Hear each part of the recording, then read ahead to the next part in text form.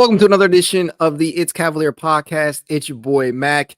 Man, as the caption says, the drought is fucking over. The Cleveland Cavaliers have finally beaten the Golden State Warriors by the score of 115-104 in Cleveland, might I add. And to those of you who may not recall, just to note, just for your own personal knowledge, the Cleveland Cavaliers have not beaten, as if they didn't plaster this all over the broadcast, right? But I'm going to tell you once more, just because this is how significant of a win this is, in my opinion.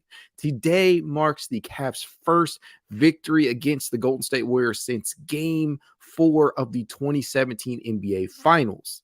Ain't that some shit? Like, for real, ain't that some shit? And if you're talking regular season, Cleveland's last victory against these fuckers came on Christmas Day 2016 when Kyrie hit that dagger to win the game. That is how long it has been since the Cavaliers have emerged victorious against the Golden State Warriors. It's been 6-7 years. 6 to 7 years of taking L's to these motherfuckers, and we finally emerged victorious. Oh my God, it feels good. Yeah, I'm going to take my victory lap. That's just what I got to do because a lot of people, they were counting this team out. Y'all were counting the Cavs out before the game even started due to an understandable tidbit of information. Isaac Okoro, obviously, who did not suit up tonight, who we deemed was probably going to be pretty damn valuable tonight considering the matchups that you would have to have him out there against Steph Curry, who came in to this one averaging, I believe, 30.8 points, 5.7 boards, 4.3 assists, while completing an absolutely absurd 55.1% of his field goal attempts, including 46.5% from three-point distance. Man is playing like an MVP. Curry came into this one literally averaging 5.5 triples made, which is tops in the league throughout the start of this season. It's a big reason why he had this team at 5-1 prior to tonight's matchup, obviously. And I gotta say, without Isaac Okoro in the lineup to help contain Curry, that's a gargantuan task within itself. But without him in the lineup, knowing that you held Curry under 30, right? And I know that sounds like a small, like not necessarily an accomplishment, but to hold the motherfucker under 30 points. Yes, he did drill 7 of 11, but one of the things that I was saying heading into this one was that, we knew he was going to eat. But the question is, were you going to be able to limit the supporting cast? And the Cavs, by and large, were able to do that. They held Steph and company to just 104 points and 36% from the field. Not a joke. They held one of the hottest offenses in the game to 36% from the field. They still shot 39% from three-point range. They're always going to do that. These fuckers they're always going to throw that three ball up, and more often than not, it's going to go through, mostly led by Steph. Early on in this one, Evan Mobley picked up 2 early fouls, which gave way to George Niang minutes way earlier than anyone probably would have wanted to see. But he entered around the 9:20 mark in the first. But you know what? Niang was pretty solid tonight. He knocked down 2 early triples, and the ball movement looked really good tonight. Guys were making the extra pass when necessary. And as a result, Golden State had to work that much harder to contest these shots, right? And, Steph and company began this game exactly how you'd expect, jacking up threes. If I'm not mistaken, completing around 6 to 7 in that first quarter. But Cleveland was right there with them, man. They were putting the shots up too, and they were falling. Guys who've kind of struggled as of late from the perimeter actually were starting to put down shots. Niang was one of them, right? Just 2 of 4 from the 3-point line tonight, but they were very timely. And as Joseph Knees down here says, I apologize if I'm mispronouncing that, but he looked much better while on the floor with Garland, indeed. And speaking of Darius Garland, as you guys know and see, I got the City Edition jersey on right now. If you can't, it's the Garland jersey. These bad boys look better in person. They really do. The initial photos do not do them justice. And I'm sorry to go on a tangent like this, but I'm just so I'm pumped up right now. And speaking of Garland, honestly, man, like you can tell just the difference, the vast difference in the way that this offense flows when you have Darius Garland out there conducting it. And, for him, the stat line, if you're just looking at the counting stats alone, 24 points, 3 rebounds, 7 assists, plus 15 on the night. Absolutely a great game, as Marty McCoy says down here. Just a great game from many Cavaliers, Darius Garland included. He didn't necessarily shoot too well from the field, just 6 to 17 on the night, and went 0 for 5 from 3-point range. But the one thing that actually fucking occurred, DG drew a whistle. He got the whistle on the night, 12 of 13 from the free throw line. They were actually, because these refs, man, I don't know what the fuck these refs been on to start the season, because I've just seen some of the most bullshit calls in these first 6 to 7 games. But tonight, they gave the Cavs a fair whistle, in my opinion. And Garland was the recipient of a lot of those, right? 12 of 13 from the free throw line. Absolutely enormous in a game like this when his shot was not falling. And I think that will come in time, right? DG's not going to be an inefficient shot chucker. He's going to look to get guys involved. He did that. He had 7 assists on the night, but he's also going to look to drive inside, get into the paint. And you know what's key to that shit? Niang, Strus, Mitchell, Karras, guys who can space the floor. The floor is open as fuck right now. I don't know if you guys are seeing that, but the floor is wide open, and that's with Evan Mobley out there. That's with Jared Allen returning to the starting lineup. And, I'll talk about him in a little bit, but absolutely loved the game from DG tonight. He looked to attack inside, which, DG gets a lot of flack for that. People really give DG a lot of flack for not really looking to be aggressive in driving inside. That's something that Donovan Mitchell is very adept at doing, right? And Donnie gets a lot of calls in his own right. Donnie also, he's going to make more shots from the 3-point line than, most. And he did that tonight. But Garland, essentially, in a night where his shot failed him, he was able to just attack and attack and attack inside. Absolutely fucking loved it. Dr. Claw 77, I was waiting on you. This is a perfect fucking Sunday for me. Browns shut down. Eagles beat Cowboys. Might I say, I know none of you guys are probably outside of Dr. Claw and myself. I know not many of you, if at all, are Philly fans that are watching this. But man, Dr. Claw, I know you got to agree with me. That one, I had both games on, right? And that sucks, but I did my best to split my attention between the two when needed most. And that last fucking drive for Dallas, oh my God, it had me about to rip my hair out. The fouls, there was like 3 like back-to-back defensive penalties on Philadelphia that damn near had me screaming at my TV and shit. But thankfully, they were able to pull that one out. I know this is not a Philadelphia Eagles podcast, but I just got to say, it just adds to the night, right? It makes me feel even better. As Dr. Claw says down here, Browns shut down, Eagles beat Cowboys, and Cavs dump the Info Warriors. Great Sunday. Absolutely phenomenal Sunday. Oh, man. It has me feeling sky high right now. It could not really be any better. I'm on cloud 9, to be honest with you, with the way that today has gone in sports, right? But again, back to Darius Garland. He was not the only Cavalier out there who had a good game. Literally every starter out there in the Cavs truly envisioned starting 5, because prior to the game against Indiana, the Cleveland Cavaliers had trotted out the most starting lineups of any team in the NBA, right? JB's had to mix and match and plug and play with a lot of these rotations that he's had available to him. And you still don't have Ty Jerome available, but you have basically your entire complement of guys out there, because even with a healthy Ty Jerome, he was not necessarily guaranteed minutes in the first place. So tonight, the Indiana game was woeful, right? It was a game that Cleveland should have won, or could have won rather.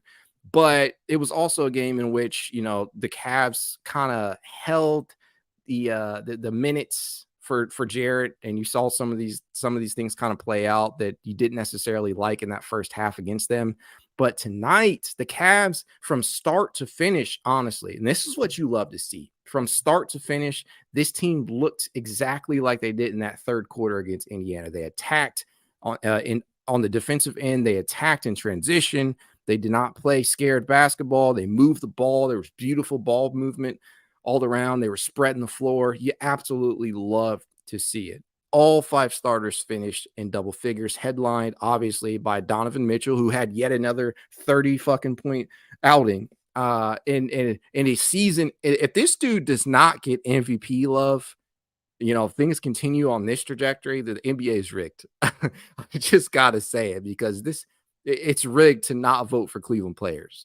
But to say this man, that his stats don't impact winning and that he's just, filling the stat sheet up pointlessly, you are not watching the games, because Donovan Mitchell prior to tonight really has been the offense and really has been the only reason the Cavs have been in most of these games prior to tonight, right? He has been the offense unto himself. Continued that tonight. I loved it. He was efficient. He knew when to attack. He knew when to move the ball. And, I'm not going to point anybody out here, but I've continuously heard in the past that Donovan Mitchell is not a playmaker at all. I don't know how, respectfully, I don't know if you're listening to this and you know who you are. If you are watching Donovan Mitchell and have been this season, I do not understand how you could reasonably believe that Donovan Mitchell is not capable of playmaking. Is he Darius Garland out there? Is he an elite playmaker? No. But he can play the point guard position. He can divvy the ball up. He can spread the floor. It just comes down to whether or not his, the guys around him are going to make shots. And tonight, having Darius Garland back out there, having Max Strus out on the wing, who we'll talk about in a little bit, having Jared Allen out there as, an interior presence as a rim runner, and Evan Mobley, who continues to impress despite many people saying he hasn't added anything to his game. Felt good, man. Felt really fucking good. And this guy, he's just on an MVP trajectory. He outplayed anybody on that Warriors roster, Steph included tonight, to get the Cavs to a 3-4 mark. And to me, this is a big win, right? This is something just like the win against New York you can point to and say, hey, we got our guys now. Let's see how far we can carry this thing. Let's try and put a few of these together and get this rotation right and get things a little bit more solidified. And this is what I've been trying to fucking tell people. Like that, this is why I could not understand for the life of me. Like watching the Cavs drop some of these games. Obviously, the one against OKC stands out, who we're getting ready to take on, right? And then Indiana, both losses to Indiana. They really stick out in your mind as games that the Cavs could have won. But in saying that, I'm not making excuses, but you can clearly and reasonably see from a rotational standpoint, not having some of these guys out there, how much they were missed. And so now that we do have our full complement of guys back in here, you're going to see the results pay off, right? You're going to see just how much the addition of Max Strus improves the spacing of this offense. Now that you can say you have Jared Allen out there, right? It looks good. They're playing with a fast pace. They're out there hustling on the defensive end. Max, his off-ball movement, like, my God, can we just take a second to, the shooting numbers are not always going to be great for him. Thanks, tune in. Yeah, I love it. I love it. This DG jersey. A lot of people were hating on the City Edition jersey to when those images first surfaced, but once you get them in person, and now that we've seen them on some of the players, right? They're phenomenal. They're phenomenal. I love them. But again, this is what I was talking about. You have your full complement of guys left, and this is why we can't get too low on them. We could never have gotten too low on them because we just didn't have these guys out there, right? And now that we do, people are going to be hopping on the bandwagon saying, oh, I never said this, I never said that, or I always believed in this team. I hope you did, but I saw a lot of you saying you didn't, and that things were already lost, right? And tonight, a victory like tonight, just like against New York, this is one that you can really point to as a statement victory, especially coming over an opponent you haven't fucking beaten in damn near 6-7 years. This is big time against a very hot 5-1 Warriors team led by the ageless Steph Curry, who's still doing his thing. And I'm not gonna sit here and shit on their supporting cast because Klay Thompson, he's not the guy that he once was, right? But he can still drop the 3 ball. He did that tonight. He was just 3 and 9 from 3-point range, but the mere threat of his ability, just like with Max Strus, as I've been telling you guys. The mere threat of that three ball dropping, that's big time for the mentality of a defense, right? Having to account for that. Draymond Green, again, he's another guy who's starting to get up there in age, but he's ever impactful, right? 18, 3 and 8, 5 of 11 from the field, and two very aggravating threes, might I add. But, I just got to say this. Like, anytime Draymond Green is a career 31.5% shooter from 3-point distance, if I'm not mistaken. Anytime he's making threes, you kind of live with it, right? And for him, it's similar to Isaac Okoro, right? Guys who are not noted 3-point shooters who the defense kind of can sag off on, and you kind of live with the shot if they make it so that you can double somebody else or position yourself to defend a higher percentage look for on that somebody else might be taking. Draymond Green kind of falls in that category from 3-point distance. Now I know some people are saying, well, defend the fucking 3-point line. Well, it's a calculated risk, right? Because more often than not, although Draymond Green, I'm not going to shy away from this. I'm not going to not mention it. Green is averaging, prior to tonight's game, and tonight's going to help, obviously, because he went 2 of 3 from 3-point range. Prior to tonight, he was shooting 40% from 3-point distance, by far the best of his career. But again, just like Okoro, it's on limited volume, just 2.5 attempts per game, right? So you live with that. You live with that anytime Draymond Green is spacing the floor. And I as Dr. Claus says down here, we won the finals on a game where Draymond had more than 30 and a double-double otherwise. Absolutely. Absolutely. And again, Tune In Sports down here, they had this plastered over the broadcast. But again, this is, just a phenomenal thing really an astounding thing to think about, right? That we hadn't beaten them since, at least in the regular season, because let's not take away the game 4 victory in the 2017 finals. I know we all like to forget about those last 2 finals with LeBron because they didn't necessarily result in a lot of good feelings, right? But that there was the 2017 finals game victory and then the Christmas Day in the regular season. Where Kyrie hit that phenomenal shot. We got RJ dunking on, I forget who, I think it was Klay Thompson. I can't remember who it was, but maybe you guys remember. RJ had a crazy dunk in that game. It was really highly touted coming in because it was the first matchup, if I'm not mistaken, with KD, being on that roster. And the Cavs gave them a run for their money. But yes, just really good feels across the board tonight. Let's talk about some of these other small details, shall we? And I'm not even going to say small. Let's go big here. Jarrett Allen in 28 minutes tonight, 12 points, 9 rebounds, 3 assists, 5 of 7 from the field, 2 of 2 from the free throw line, right? The charity stripe. For Jarrett Allen, yes, I knew I had that one right. That was like 7 years ago, so forgive me, but I called it right. Thank God. Yeah, old man RJ destroyed Klay. Thanks, Tune In. Just to, I might have to check that out just to kind of refresh my memory here a little bit. But Jarrett Allen, the thing about him, right? We all knew the shot attempts, they were going to continue to decrease as you added more and more weaponry to this offense with the addition of Max Strus. But the one thing that we can say, Jarrett Allen is never going to complain about that, right? He's going to go out there. He's going to do his job, which is rim running, grabbing putbacks, and playing defense, right? Protecting that rim. And one of the things that's underrated about his ability, about his defense, is his ability to switch too, right? Evan Mobley gets all the love, in his ability to do that, but Jarrett is sneakily good on that as well. Like, he can reasonably switch out to the perimeter if you need him to, but he can also protect that rim. Tonight, he came up pretty big on the glass and he made timely shots. Something that to me was really, really missing in this offense was like the presence of a true rim deterrence.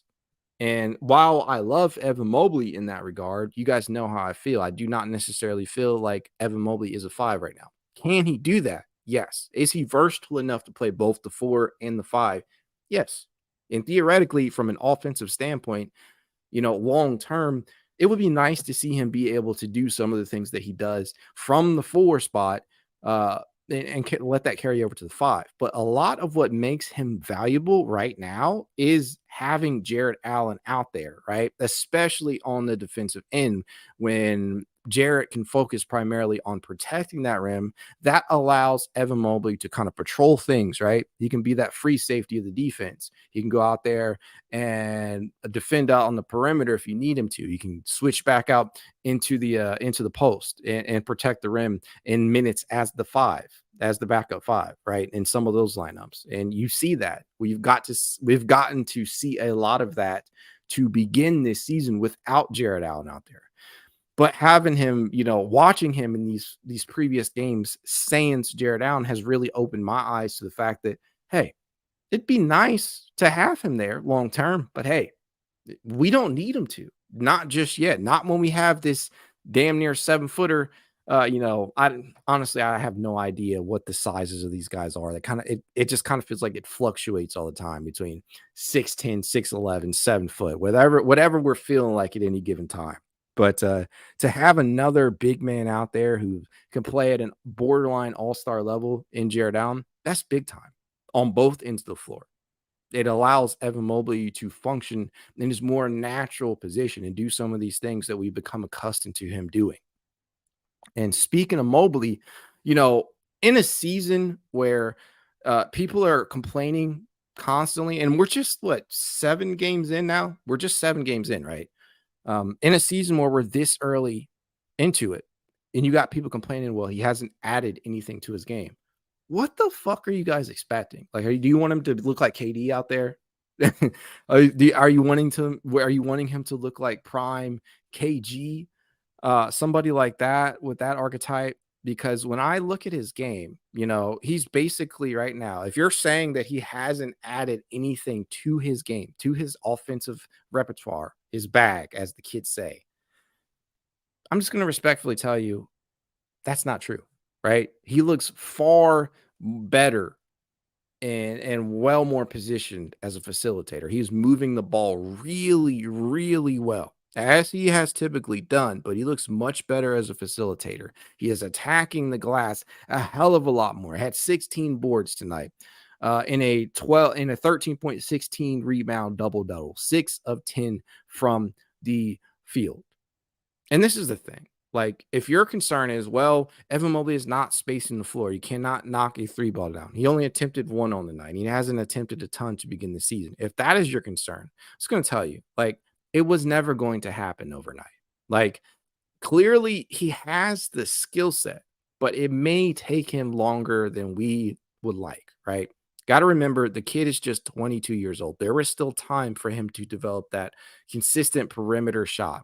To those of you who want to see a consistent mid-range jumper out of him, I completely understand that. I do. And I think that will come in time. But to say that this kid has not added anything to his game, to me, it's just utter folly, right?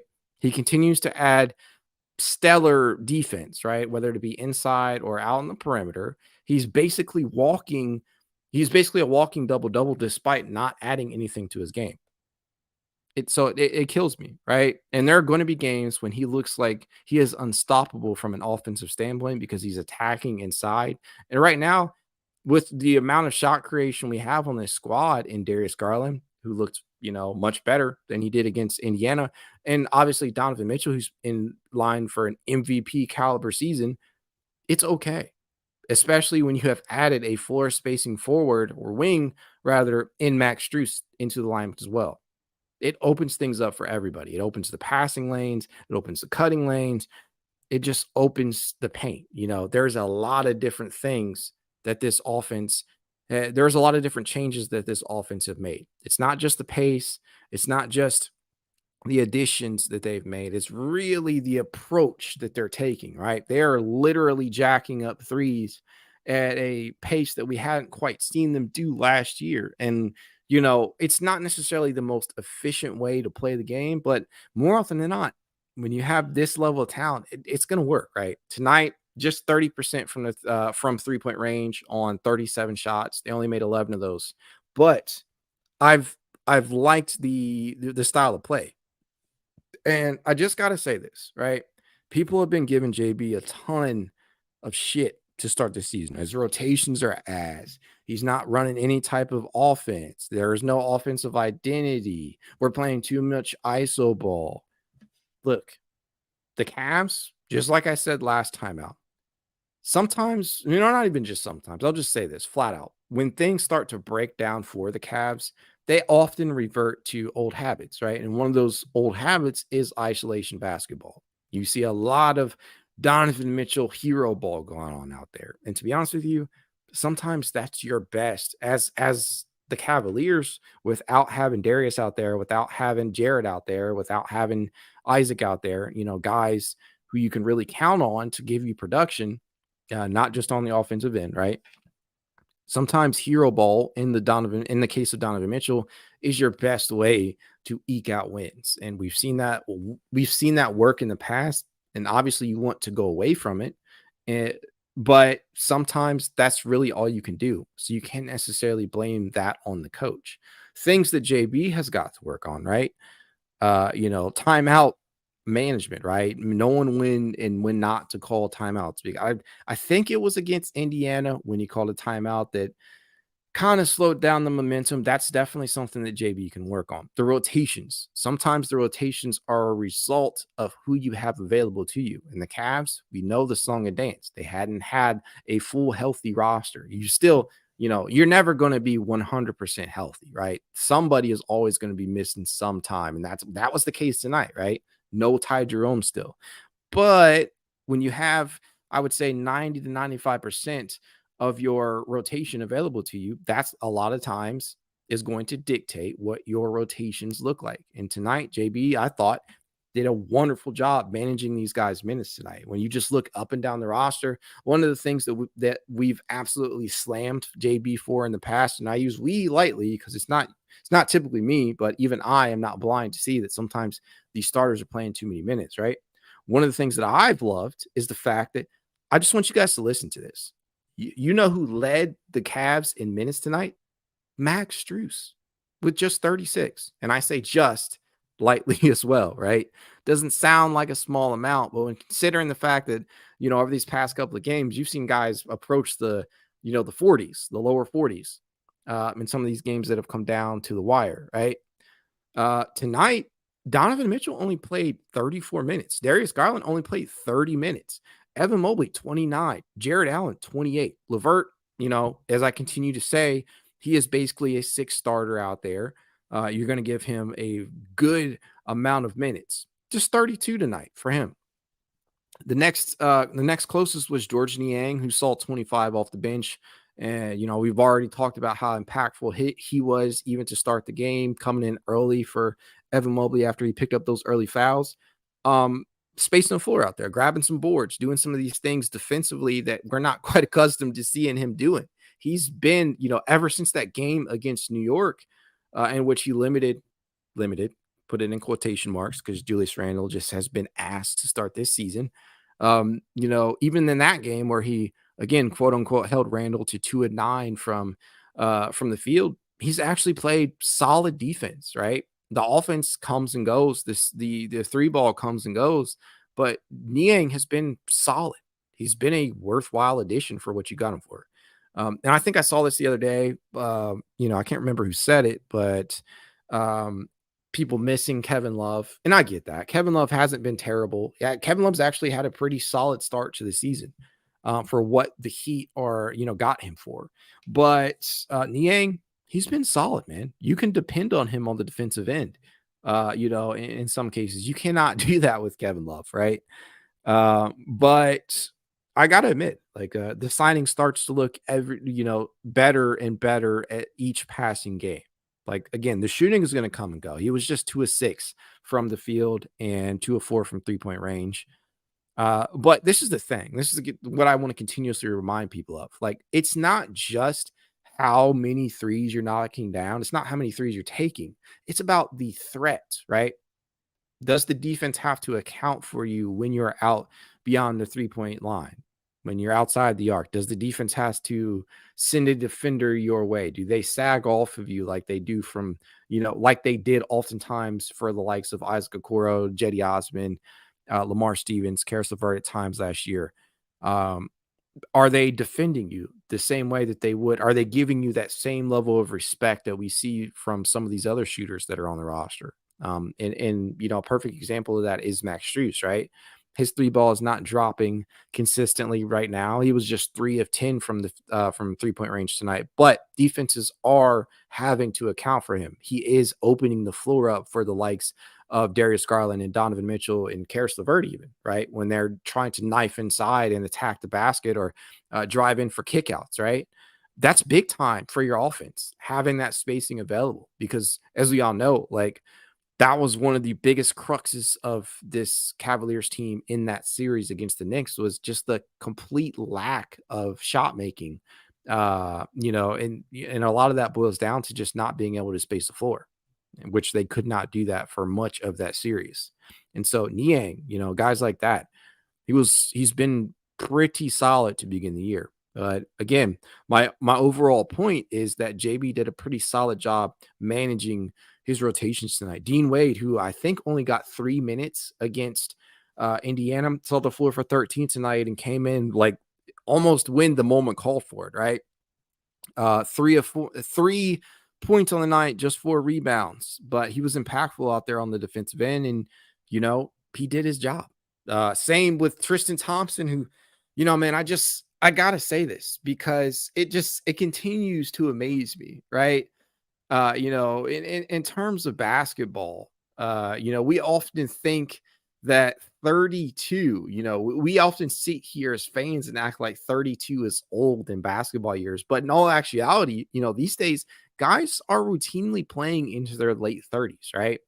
And Thompson, for what it's worth, he might actually be a little more fresh, or fresher than most because he basically got to sit out an entire season, suiting up as an ESPN basketball analyst, if I'm not mistaken. And we know he returned to the NBA last year, signing with the Lakers for their postseason run, and actually gave them some impactful minutes when he saw the floor. He's been much the same here, giving the Wine and Golders a much needed shot of energy off of that bench, right? And tonight, JB put him out there for 11 minutes. And in those 11 minutes, he was able to contribute 3 points and 5 boards. And one of the things that I absolutely love that he brings to the table is his infectious energy, right? We know that he is not necessarily what he once was, but he is still got something left to give. Clearly, he still has something left in the tank. And he, in my opinion, he continues to prove that the starting, not the starting job, Jesus, the backup center position is his, right? He is the backup five when they want to go with a more traditional size big. And we probably have seen the last of Damian Jones for now, right? At least at this point in time, if it's not necessarily coming in spot minutes, because Damian technically did play tonight. He got 1 minute. But his days as the reserve, the first option as the backup five have probably come and passed already. And that's not necessarily an outcome that I would have predicted, coming into this season, because I honestly wanted to see what Jones had, because we know he's moved around a bit, right?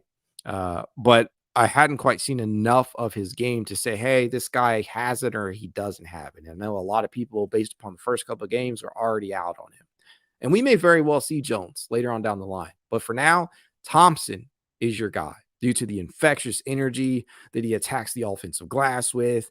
He's still hustling on the defensive end.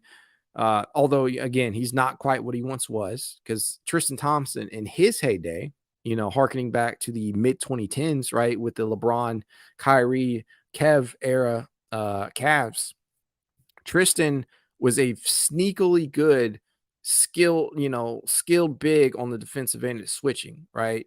I mean, we talk about Evan Mobley all the live long day about being able to do that, but Tristan Thompson in his own right, back in his prime, he was able to do that as well. He did that in the finals on the biggest stage. You saw how impactful he was in some of those finals series. And so I couldn't be any happier to have Jones back out there. Not Jones, Thompson back out there rather. But all in all, tonight, just a solid victory, something that the Cavs can cling to and say, hey, we really got something here, right? You played a very good game of basketball from start to finish. And one of the things that we have consistently seen out of this team dating back to last year is that, sometimes the Cavs will start off really, really hot and then flame out.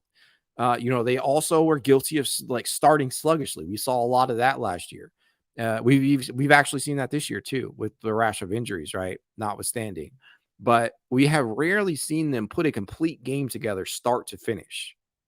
That was beautiful basketball throughout, and we all, those of us who know the game, right? Everybody, and even if you're new to basketball and you're not necessarily, or should I say casual, right? I think that's the term that people like to use these days. If you're a casual viewer, the one thing that you have to understand about basketball is that it's a game of runs, right?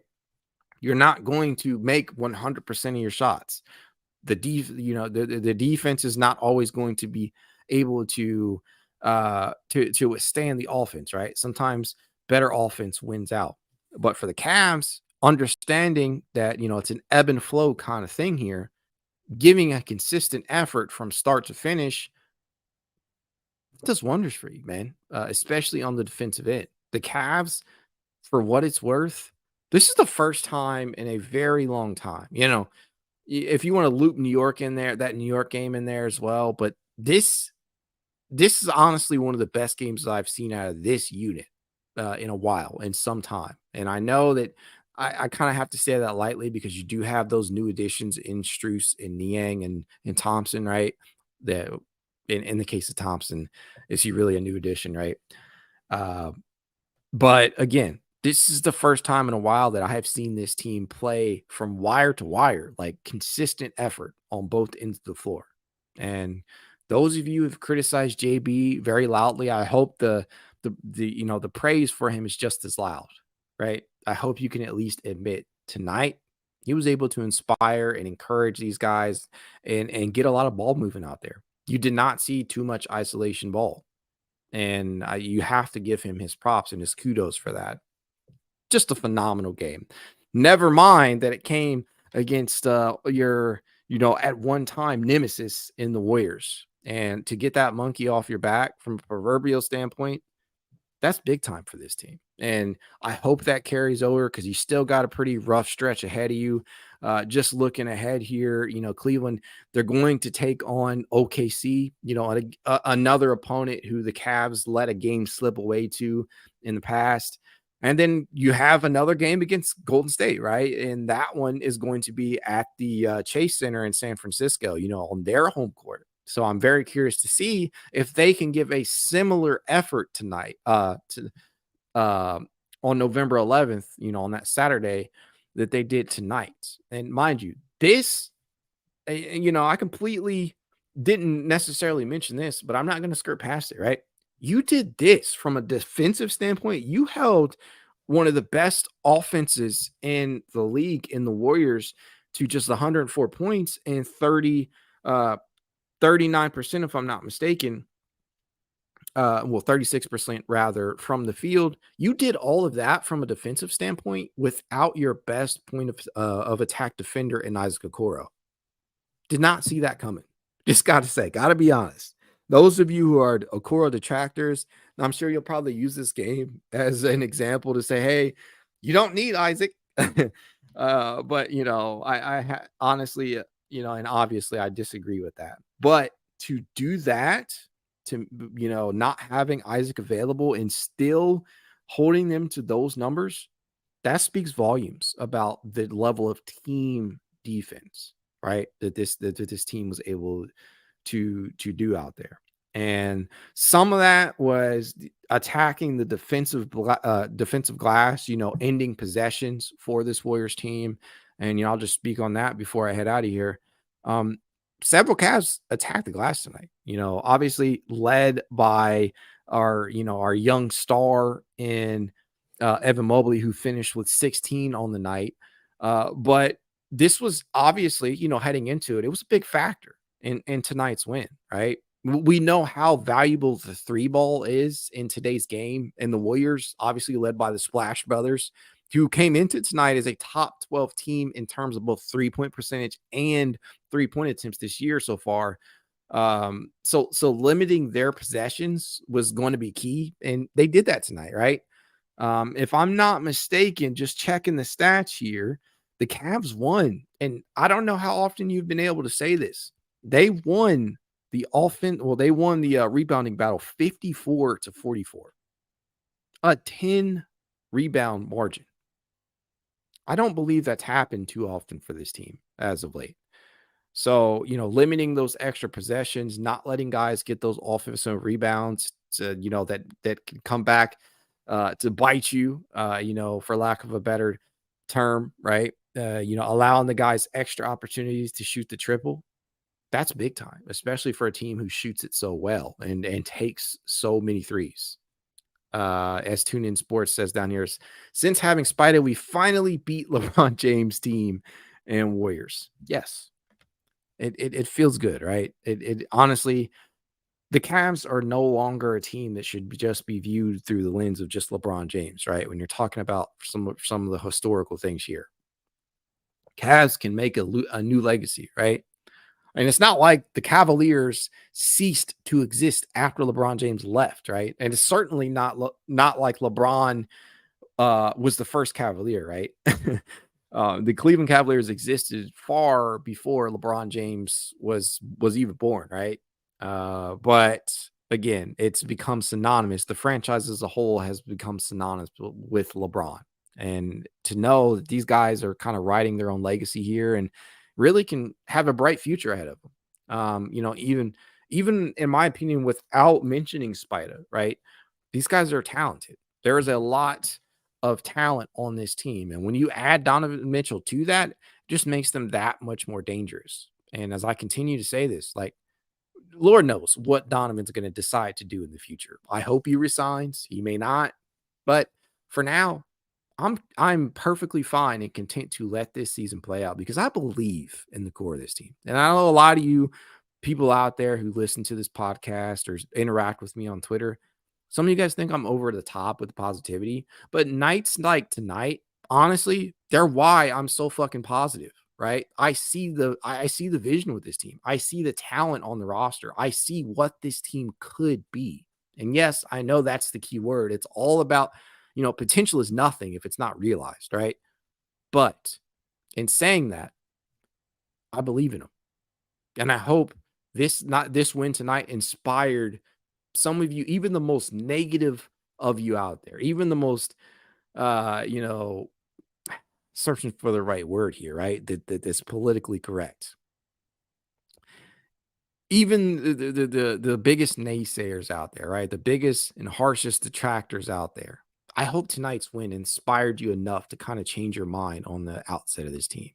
And I know long term, we just don't know enough, right? We don't know truly if the spacing that players like Max Strus and George Niang provide to you, like, we don't know how that's going to look come a playoff atmosphere, a playoff environment. But I got to believe, man. I have to believe it's going to pay dividends. I really do. And I hope tonight, just like the win against New York, right? A statement victory. I hope it was enough to at least change some minds because this is a good team and this is a young core. And we do, believe it or not, have a bright future ahead of us. And with that being said, I think that's a good way to close out, right? Again, Cavs will take on OKC on Wednesday, November the 8th. We got some time off, right? Got a couple of days in between our next game here. I just got to say, it was really nice having the Cavs come on earlier, right? So I can jump on here and not be on here super late. It's only 9:21 my time. Absolutely loved it. So today has been a phenomenal day in sports. Cavs victory over a hated opponent, a Philadelphia Eagles victory over a hated Dallas Cowboys team. It's a beautiful day, a beautiful Sunday. That said, if you'd like to reach out to me, you know how you can. It's Cavalier_pod on Twitter, TikTok, Instagram, YouTube, and more. If you want to be added to the exclusive It's Cavalier Discord chat, you know what to do. Leave a rating, leave a review, send a screenshot of said review to itscavalier53@gmail.com, and I'll send you an invite. Go Cavs.